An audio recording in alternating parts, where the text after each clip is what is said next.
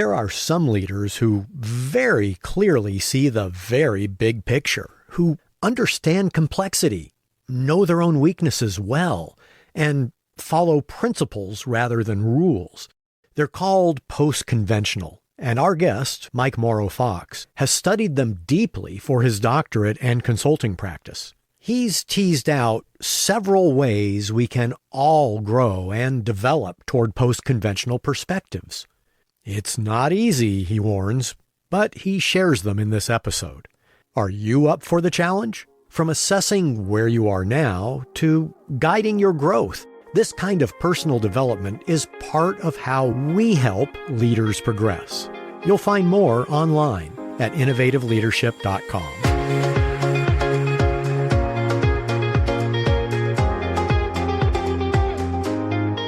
This is Innovating Leadership, Co-Creating Our Future. I'm your host, Maureen Metcalf, founder and CEO of the Innovative Leadership Institute, where we help leaders be future ready. Helping us in this mission today is Michael Morrow-Fox. And today we're going to be talking about developmental perspectives. So Mike, thank you so much for joining us. Hey, thank you for having me, especially on this wonderful topic. Let's jump right in. What is a developmental approach to leadership and what we call in our books developmental perspectives? This is a great area to talk about. I'm very excited about it. I will say it's fairly complex. Being complex, those people who know it well will be very upset by the fact that I'm going to simplify it. And those people that don't know it so well will be very upset by the fact that I am going to give too much information. So if I do this correctly, everybody should be upset. But what they will get is a good overview of kind of the developmental approach, which is really interesting because what it does is look at maturity, which we know about from youth through early adulthood, happens all the way throughout our lives. And that maturity, like we think about with young people being rebellious because they're working on their identity. And then as they move into early adulthood, they start to work on relationships and give up that rebelliousness. The same thing continues on. That maturity into later adulthood also has stages and levels and characteristics. And we can apply those stages, levels, and characteristics to leadership. And that's where we're going here. There's been developed a leadership development framework, which has that name for some people and different names for others. It has the stages and levels. We're not going to talk too much about those stages and levels in particular, but a little bit about how I increase my developmental maturity, what the advantages are. And if I'm somebody who's a leader and I'm an early leader looking to develop to be better, or a late stage leader looking for something that's really going to help at my level, or someone who oversees leaders and I'm wondering, who do I hire and who do I grow? Hopefully this will give you some answers. We've talked about leadership development using terms like horizontal and vertical development. Can you fill us in on what is horizontal, what is vertical, and why do I care? That's a great question and is really a key concept when we talk about development as it relates to developmental maturity as a leader. When we think about horizontal development, we think about broadening what I know. It increases my knowledge, it increases my understanding. It's generally technical information. So when I first started out as a leader, and then I started to get involved in things like PowerPoint or some of the other technologies, those really helped me communicate and understand what I was doing. And they were important horizontal development understanding and capabilities as I went down in my leadership road. Vertical development is really different because vertical development actually changes our capacity to know and understand. One changes our understanding, but the other changes our capacity to understand. Bob Keegan, who was a thought leader in this area, used an example. He said, for horizontal development, it's like filling a glass with water. More and more water really helps. But he said when you do vertical development, it's like going into a completely new glass. It's changing what holds the knowledge and information. So the vertical development, I can think in particular of somebody that I coached who talked about their own vertical development and saying, when I first started my leadership journey, I was learning about all of these tools and things to do. And then later on, I realized that if I wanted to really be effective, I needed to have lunch with people and listen to them and have them get to know me, because the stuff I was learning wasn't really getting across until we started to relate. That's vertical development. And those sorts of vertical learnings, as I start to mature in the way I make meaning and view the world, that's what we really look at when we talk about an increased maturation. Can you give a couple more examples of the difference between someone who is developed vertically and someone who hasn't? I think in particular, we've just come out of COVID, and COVID was a wonderful incubator for transformation. When my business was involved in COVID, I had to do things in completely different ways. And actually, interestingly enough, we initially did our podcasts in person because we thought that was the only way. I used to go to Columbus and go to the public radio station and rent the studio, and that's how you did it. Today, we don't do them in person because we couldn't get in person during COVID. So we learned a different way. The technology developed, our mindsets developed, everything changed, and it gave us an opportunity to do things differently that actually has sustained. If I think about one of the clients that I've had that was involved in the restaurant business, and I look at how someone who has what we'll call a conventional developmental maturity, a little bit earlier stage developmental maturity versus someone that has a post-conventional developmental maturity, somebody who's later on in their journey, and how they approached it. When the restaurants were told to close and business was no longer there, I had one client, and what their management and leadership team was asking, how quickly can we do something? What's the budget going to look like? What will be the logistics of the kitchen? How will we get our menu out? And they asked a lot of the basic questions that led them to do some minor work on takeout business. I had another customer, and they started to ask questions like, is there a strategic partnership that we can use now that will allow us to do takeout quickly and easily and also into the future? Maybe make that a large portion of our business. Can we leverage technology? Can we reinvent the business as a result of this? And as I participated in the two different discussions, one was really, really difficult, like, oh my gosh, we've got so much work to do, and how are we going to actually make money on this and everything else? And in the second group that was thinking post-conventionally, strategically, as what if this is an opportunity, those were upbeat discussions. That upbeat group today, I go to that restaurant and it's really easy for me to get takeout there. They were an upscale restaurant, have, nice inside and serve alcohol for profits and that kind of stuff. And today, when I put in a to-go order, which I use a different technology for that they've partnered with, one of those online services, it sends me a note saying, okay, your order's been taken. I then drive up and there's little signs that says 1, 2, 3, 4. I get a little note texted to me. And the note says, what space are you in? And I say, I'm here, I'm in space 1. And the next thing I know, someone magically appears and brings me the food. And it's such an easy process that we now eat at that restaurant more. We now find getting takeout is easier than it is to go into the restaurant a number of times. And although there's no COVID, what they did during COVID actually enhanced their business. There is a winery here in town. When COVID hit for this winery, a lot of their business was prefaced upon selling wine bottles during tastings. They were a small group, and they had a very small building, and they couldn't put anybody in the building. So they started having tastings outside at tables with fans. They had so many tastings and sold so much wine that they now have a huge building that they've built for their tastings.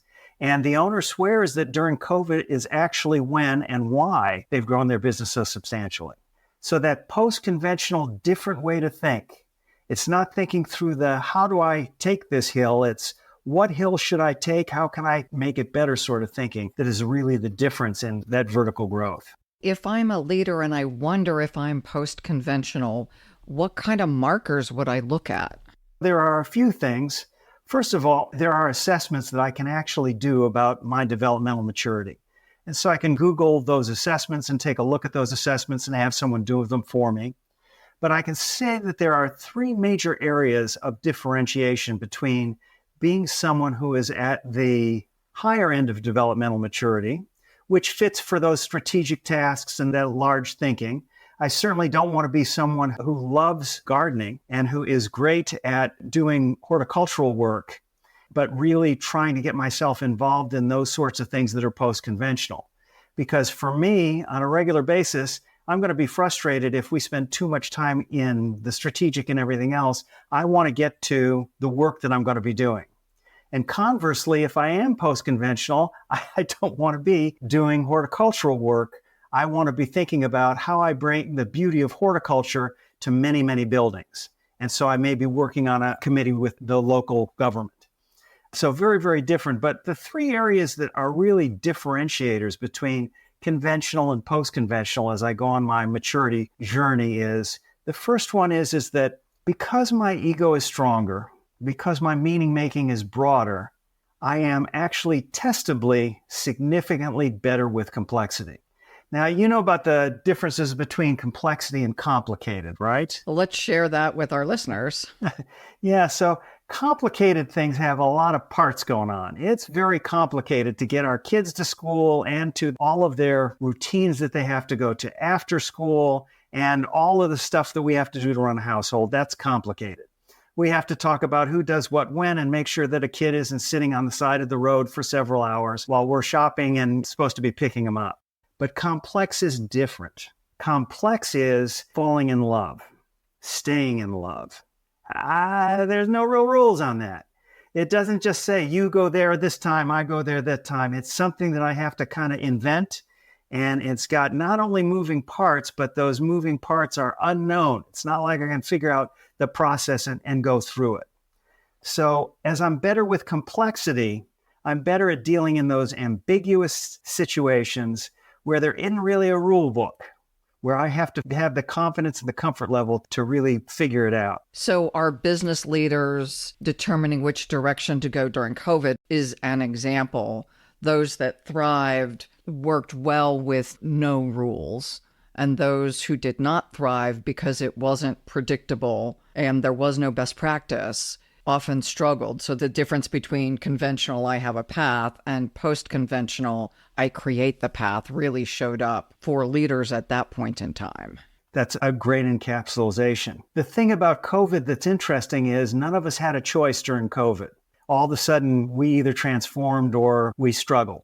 What is a little bit less easy is, what if my business doesn't have a COVID, but it's got a problem?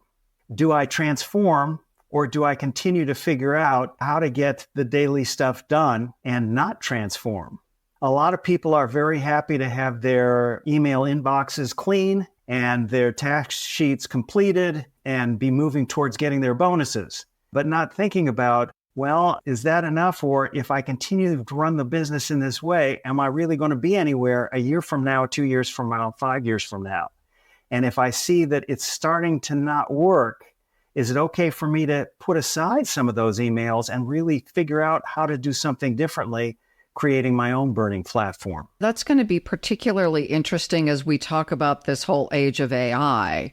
And how do I position myself to thrive in a place where we don't yet know the rules? We know some things, but there's probably more unknown than known, other than we're all trying to figure it out together. So more akin to COVID than implementing a computer system. It's a really great point, and it's especially important because when we talk about higher leaders, people who are in higher positions, executives, C-suite folks, they have the ability to turn up the threat or turn down the threat level for new endeavors. So it becomes so important when a leader says, hey, this is new, it's not completely known, we're going to figure it out. And when the leader then tells other leaders, hey, when people are trying things, if it doesn't work out, tell them it's okay. We appreciate their putting themselves out there, and don't let it go too long, but don't cut it off. We need everybody trying something new at this point. That's a really good point that you raise in terms of in AI, I will go as far as the threat level is at my company.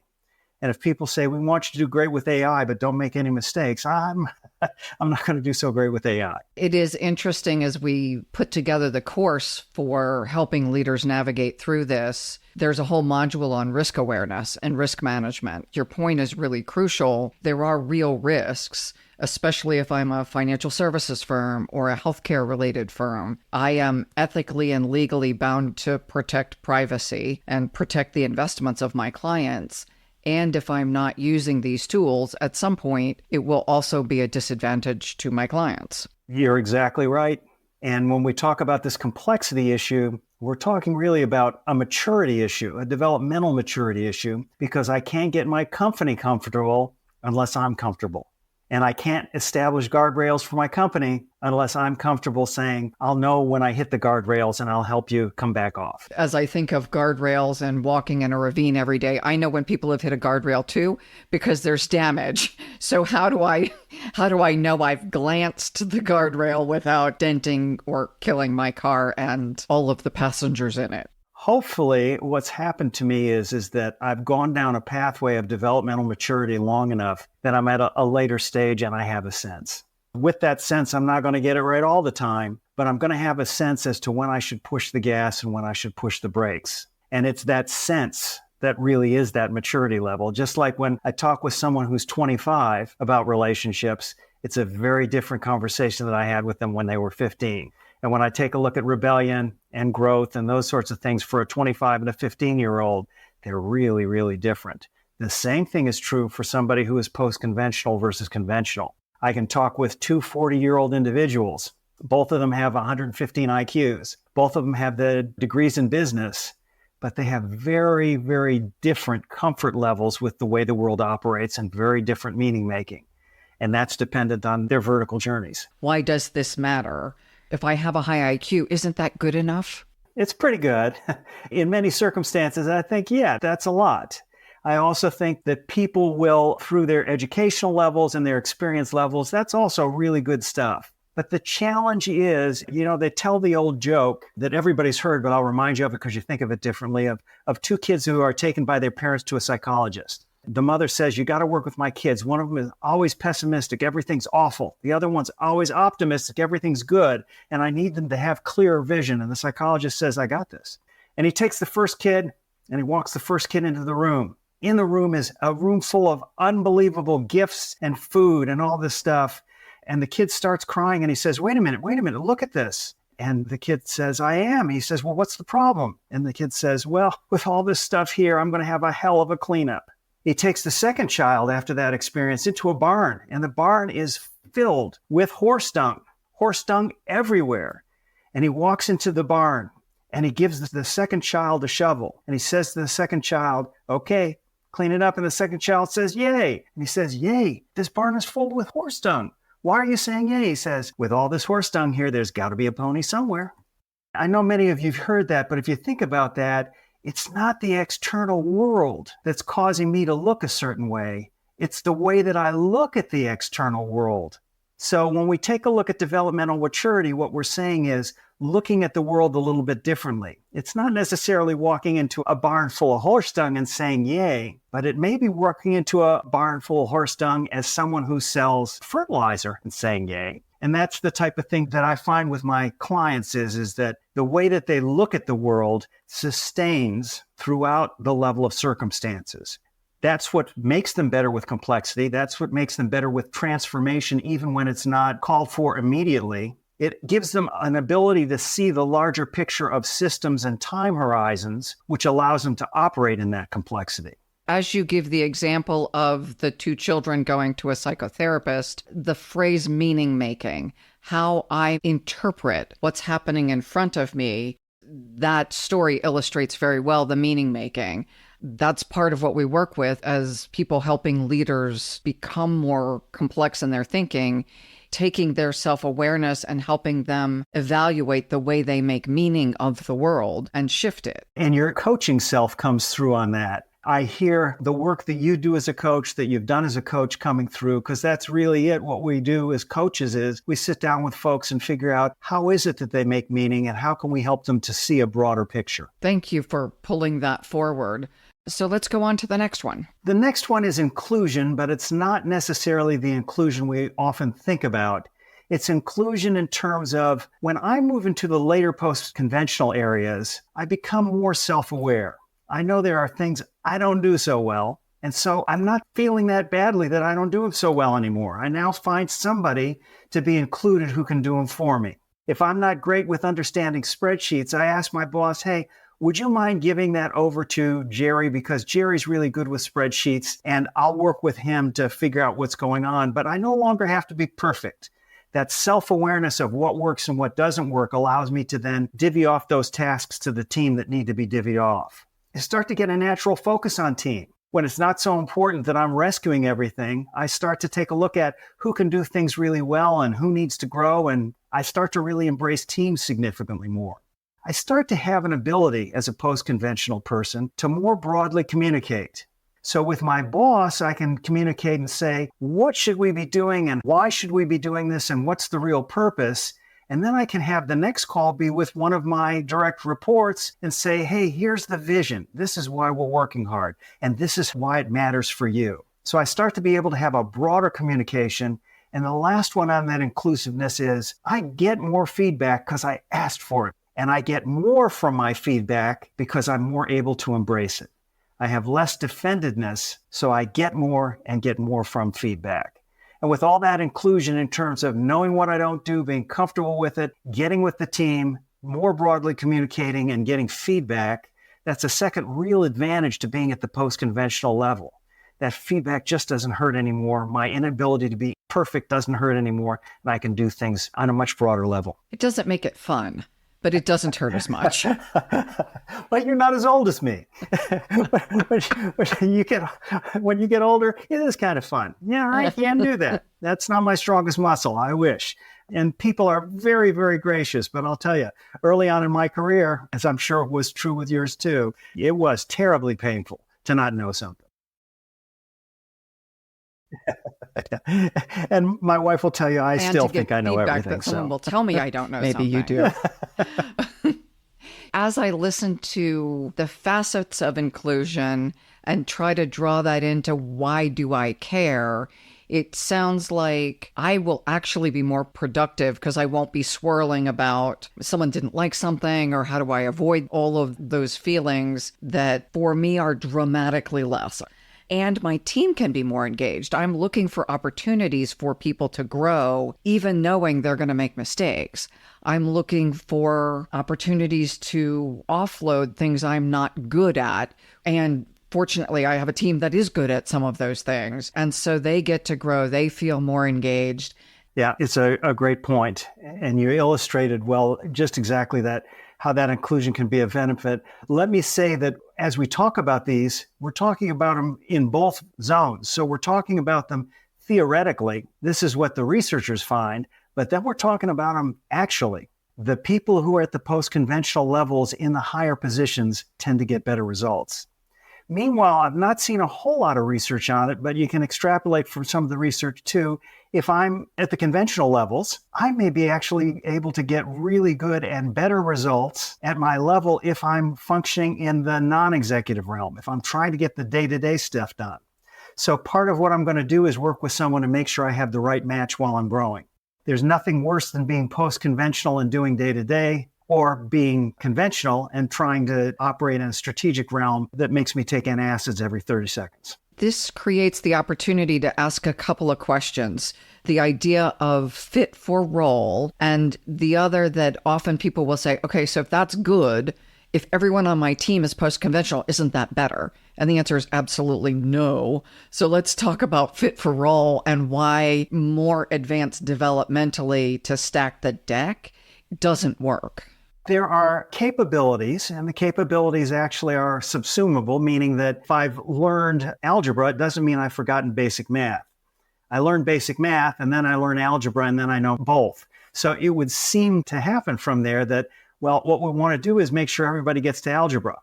But the truth is if I need basic math every day, and I love basic math every day, I probably need somebody who's going to be doing basic math tasks really good at basic math, not somebody who's really good at algebra.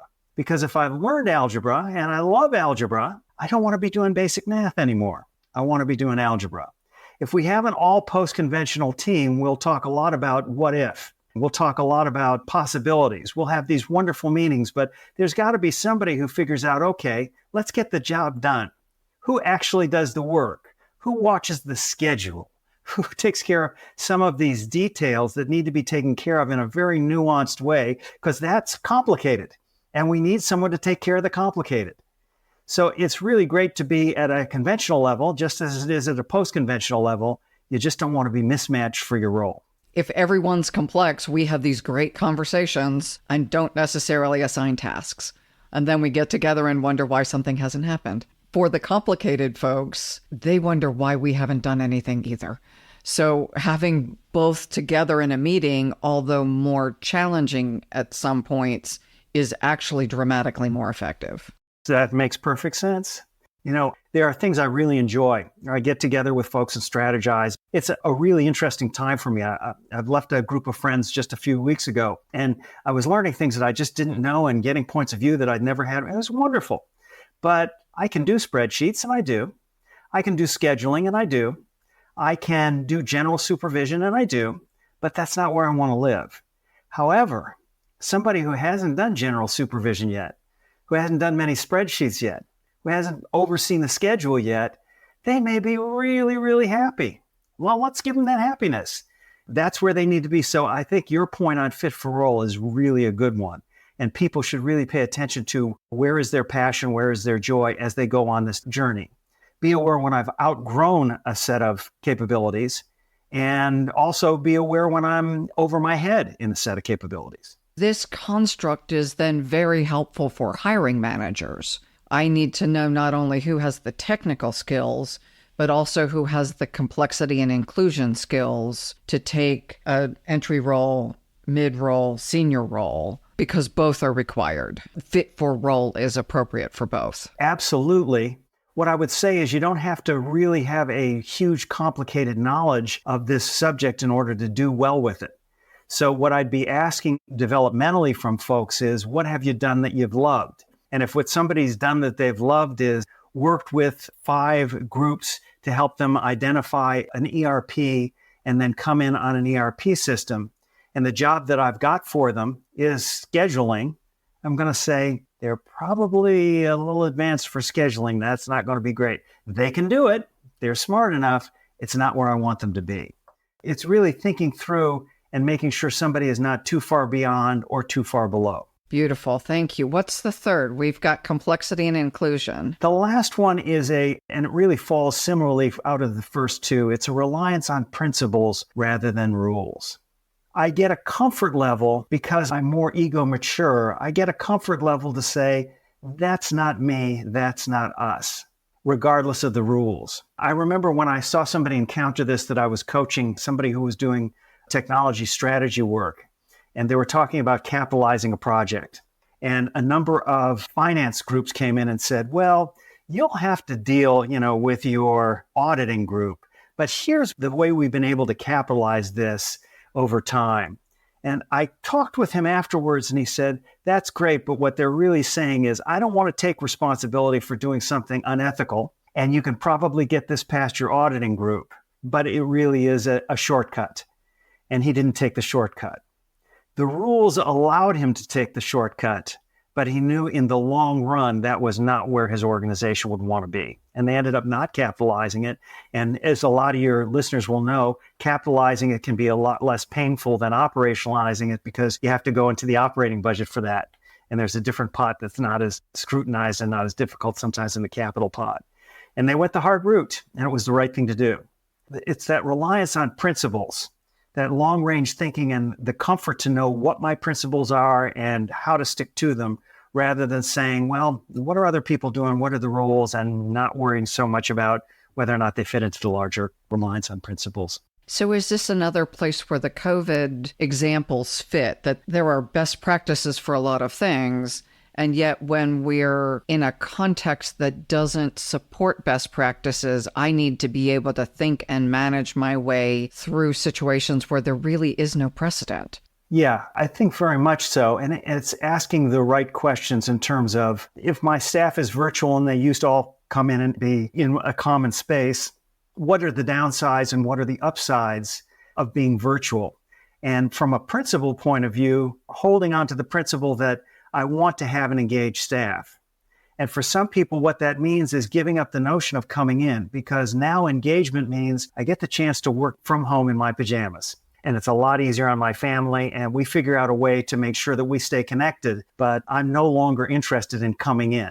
And so the principle there is, if that's what's going to engage my team, if that's what's going to get them excited and help them work together in a more effective way, I'm more interested in that than any set of rules that says we should do it one way or the other. Many of us are just trying to identify our principles. As I think specifically of the work from home, the range of questions people are asking, some are, how quickly can I get them back? Because that's what real work looks like, everyone in the office. Versus, I care about people wanting to be more healthy and they're more healthy working from home, but there's an impact on my culture. And over time, I can anticipate that they think they're happier, but I understand human nature will cause them to be disengaged after a year and a half. So how do we put systems in place that will allow us to give them what they think they want and also anticipate systemically down the road what will change as their sentiment changes? As you're looking at it, figuring out what my principles are and figuring out a strategy is what we'll see in the post-conventional realm. So hanging on to a set of principles and making sure that we're meeting those principles is really what we're looking for. You know, we've talked about engaged employees, but they tend to be more of a who we are, who I am sort of thing. If who I am and who we are is caring and innovative, and that's my principles, that we're caring and innovative, then I'm going to use as a benchmark, what would caring and innovative people do? And how do we know that this is the caring and innovative thing to do? And it may be that when everybody else is staying virtual, we're coming in, but we're doing it a little bit differently. But I know that my principle is caring and innovative, and I have a comfort level with that. The farther I go down the developmental maturity rabbit hole, the more I actually know what my principles are, and the more comfortable I am to look at them as benchmarks rather than look at a set of rules as benchmarks. I'm a listener. This stuff seems pretty cool to me, and I want to know where I am and how do I get to the next level. There are 7 easy tips that people can follow if they want to go through this journey, 7 recommended things that they can do. And they're all doable. And actually, if I wanted to, I could probably get all 7 going in 1 week. I may want to do less or I may want to do different. But the first thing is get educated. So as I said, we've taken a fairly complicated piece and made it simple as much as we can. If I get educated, I'm going to start Googling and I'm going to look for the easy articles on leadership, vertical development. Maybe I'll look on leadership and an author like Bob Keegan or Susanne Cook-Greuter or Bill Torbert or Terry O'Fallon. Those are some real thought leaders that have done great research work around this. And if I look up those concepts, I'll really start to understand what does this mean and maybe where do I fit? I'll get a sense of it. The Center for Creative Leadership talks about 3 things that I can do. One of them is I can put myself out there. They call them heat experiences. But a second tip is get involved in heat experiences. Look around my office, look around my workplace, look around my place of worship and my social groups and figure out where can I do something that I'm not so comfortable with, where I'm just a little bit over my head. So if I'm not that comfortable expressing myself in public settings, maybe this is the time that I can have a heat experience and join Toastmasters. An example that I recommend often is people join boards, nonprofit boards. Perfect. You're good at leading. Let's see how you can expand your skills, but more than horizontal, there's actually the vertical of stepping into an environment where I'm not the expert. And that's great. I think the caveat with joining a board or taking a work project on is make sure that I've got somebody there for support. Because as I get a little bit over my head in Toastmasters, there's this wonderful infrastructure there that throw pennies in the tin, and I realize I'm saying too much. If I say too much at the board meeting, they may think I'm not very capable. It's really good for me to get some training wheels around that and make sure that as I take the heat experience, that I also have some support, a group, a trusted friend where I can really do that well. A third one, which also comes from the Center for Creative Leadership, is what they call colliding perspectives.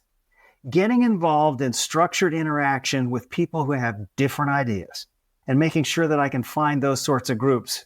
So if there's a book club at work, it would be good for me to join that book club and listen a lot, see what the different opinions are of folks, and really allow myself to figure out how does somebody in a different way look at these things.